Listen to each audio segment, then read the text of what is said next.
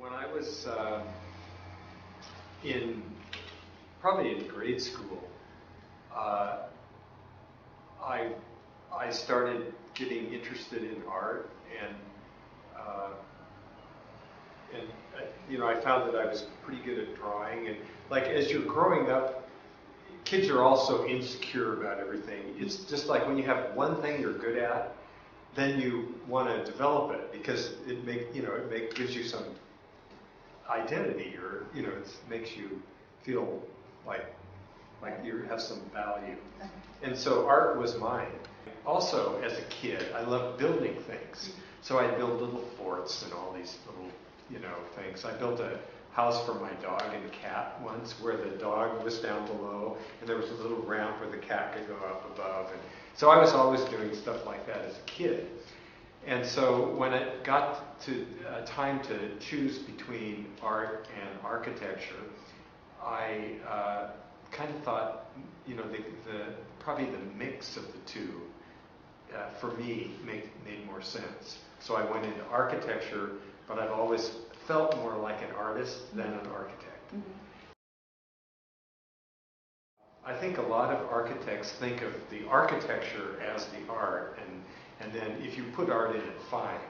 But for me, I think that actually integrating art pieces into the architecture makes it much, much richer. Because, like architecture is functional, and of course it's beautiful, and it is an art, but art is just about art. It's just about, philosophy and visual, aesthetics and all that only, and ideas. It isn't about having to serve a everyday function the way architecture is. I grew up in Western Washington, and in Western Washington we have all these trees and hills and lakes and Puget Sound and all. I've always had this idea of architecture as just being part of a greater environment, and the interior and the art and the architecture and the landscape all kind of being one continuous thing. So the natural setting of the Western Washington has influenced me that way.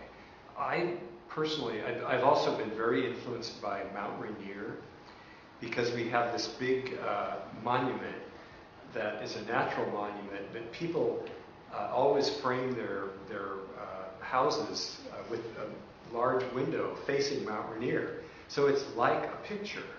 And I think that I grew up, in our house, of course, faced Mount Rainier, and then it framed it. And then there were also some trees that also framed it. So you looked out the window, you looked across a lawn, and then these trees framed Mount Rainier. And it was just the way that I now frame art. And when I started thinking about this, I thought, my God, this has been something I've been thinking about since I was probably 4 years old or so.